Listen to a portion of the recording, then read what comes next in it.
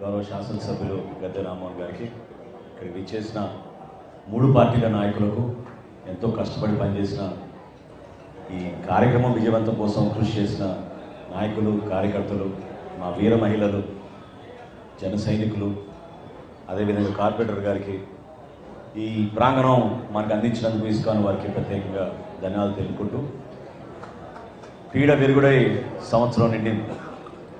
ఈ రోజున రాష్ట్ర వ్యాప్తంగా మనం ఒక పండుగ వాతావరణంలో ప్రజలకి ఒక పాజిటివ్ మెసేజ్ పంపించాలనే ఆలోచనతోటి ఈ కార్యక్రమం చేపట్టాం.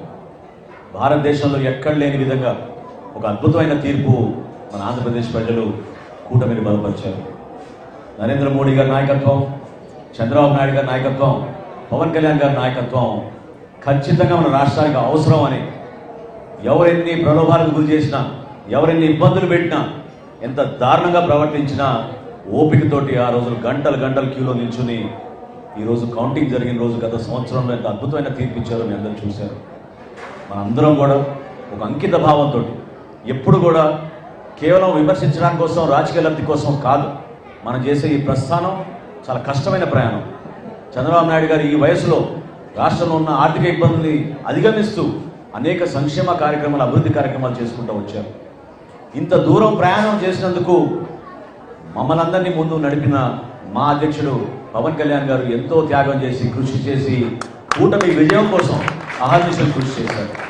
మరోలేని రోజు, ఎందుకంటే 3 పార్టీలు కలిసి ఎక్కడ కూడా ఎటువంటి సందర్భంలో కూడా చిన్న ఇష్యూ రాకుండా సీట్ల సర్దుబాటులో కానివ్వండి, ప్రజల్లో మేము చేసిన క్యాంపెయినింగ్ కానివ్వండి, ఒక చైతన్యం తీసుకురావడం కోసం చేసిన కృషి కానివ్వండి, ఎవరం కూడా మర్చిపోలేము.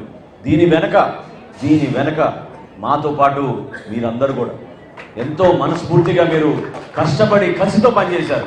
ప్రతి ఓటు వేయించారు, కేసులు పెట్టించుకున్నారు, కొట్టించుకున్నారు, ఎంతోమంది అవమానపరిచారు. కానీ మీరు నిలబడ్డారు. మీరు నిలబడిన స్ఫూర్తి ఖచ్చితంగా రాబోయే రోజుల్లో మన రాష్ట్రానికి, మన ప్రజలకి ఒక అంకిత భావంతో మరొకసారి ఈ కలయిక దేనికోసం, స్వార్థం కోసం కాదు, పదవుల కోసం కాదు, ఈ కలయిక కేవలం రాష్ట్ర భవిష్యత్తు కోసం, మన బిడ్డల కోసం, సంక్షేమం, అభివృద్ధి రెండూ చేసి అద్భుతంగా మనం ముందుకు తీసుకెళ్దాం.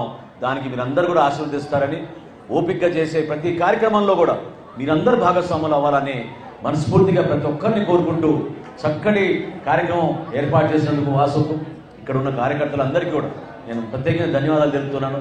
ఎప్పుడు కూడా విజయవాడ రాజకీయం నిజంగా ఆంధ్రప్రదేశ్ రాజకీయాలకి ఒక ప్రముఖమైన పాత్ర ఈ గతంలో ఎంతో పోషించారు. ఆ చైతన్యం మళ్ళీ తీసుకురావాలి. ప్రతి ఒక్కరు కూడా పాల్గొనాలి, నిలబడండి. మనం చేసే కార్యక్రమం మన ప్రజల కోసం, కేవలం రాజకీయ లబ్ధి కోసం కాదనే భావన ప్రతి ఒక్కరూ తీసుకొచ్చి ఈ చైతన్యాన్ని నింపమని, కూటమి విజయాన్ని మనందరం కూడా సంతోషంగా ఆనందించి, సాయంత్రం ఈరోజు 6 కల్లా ప్రతి గ్రామంలోనూ, ప్రతి వార్డులోనూ, ప్రతి ప్రాంతంలో కూడా మనం అద్భుతంగా టపాకాయలు పేల్చి మన విజయాన్ని మనం మరొకసారి గుర్తు చేసుకుని ప్రజలకి ధన్యవాదాలు తెలుపుకుంటూ, కృతజ్ఞత భావంతో కలిసి పనిచేసుకుందాం అని కోరుకుంటూ, నేను మరొకసారి మిమ్మల్ని అందరినీ కూడా మనస్ఫూర్తిగా కొనియాడేది, కలిసి ఉందాం, అద్భుతంగా మన రాష్ట్రాన్ని ముందు తీసుకెళ్దాం.